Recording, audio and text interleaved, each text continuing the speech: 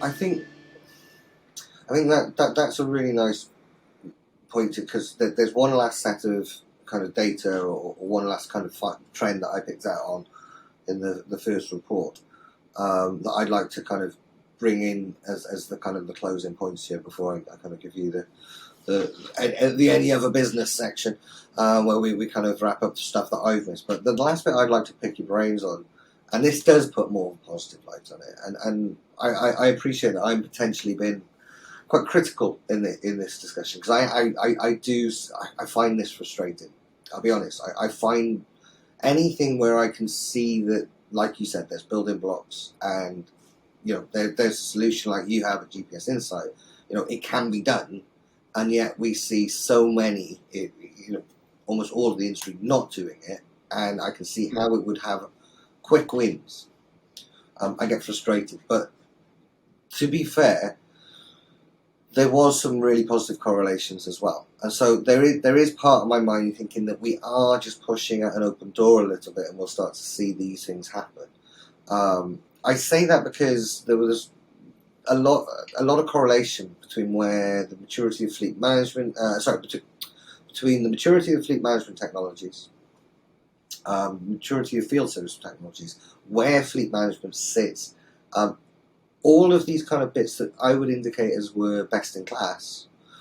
Obviously, we didn't have quite, it wasn't the purpose of the study to do that kind of layer of benchmarks to explore what these trends are.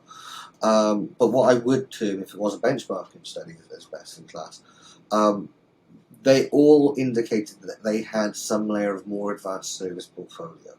For the instance of this study, we broke that down. We provided an explanation of that, whether it be moving towards fully outcome-based services, some layer of servitized business where the product and service are being delivered together as again often as an outcome, but not necessarily, or even just simply an advanced service portfolio that involves moving towards proactive service. So getting ahead of it, anything that's moving beyond break fix, basically.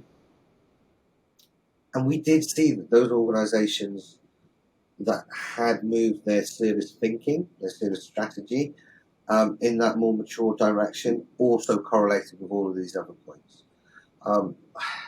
So there is for me, like I say, that's a massive silver lining to a fairly grey cloud. I'd be keen to get your thoughts as to why you think that is. My assumption is there's just a natural maturity in the thinking, and the technology, that baseline technology that's there, that's required for servitization of that services. And so the organisations are, we've used this phrase a lot, they're joining the dots. These organisations that are thinking that little bit further beyond the status quo, that's been evolving for, many years now.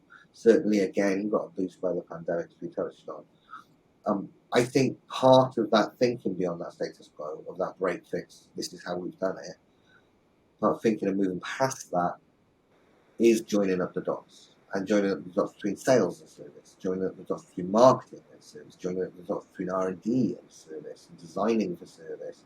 And I think joining up the dots of fleet and service comes as part and parcel of that. But I'd love to get your thoughts on it. Yeah, no, certainly. And I think I agree with that, that summary. And one of the drivers is that as people go further down towards that servitization path, they're taking on board the risk of service delivery in terms of failure in service delivery is moving from the customer to the provider. And so the provider is looking at these layers like an onion, peeling back the layers of how do they reduce their risks by having more control over their business.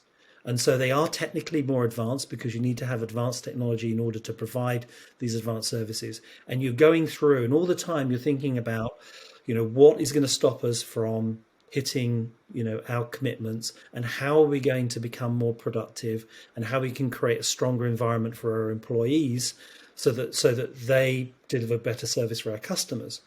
And so part of that is, looking at how the vehicles and the employees come together so that you have better uptime, availability, with logistics and etc., so that you've got the right parts and the right vehicle and the right people, and you can get there, and you're not getting a break in that service delivery. So I think it's part of that shift in mindset, and so it is pushing on an open door in that, taking it that, if they take that to the next level of actually exposing the telematic data in the context, more in the context of field service, that they will be further reducing their risk and further enabling them to deliver greater service to their customers.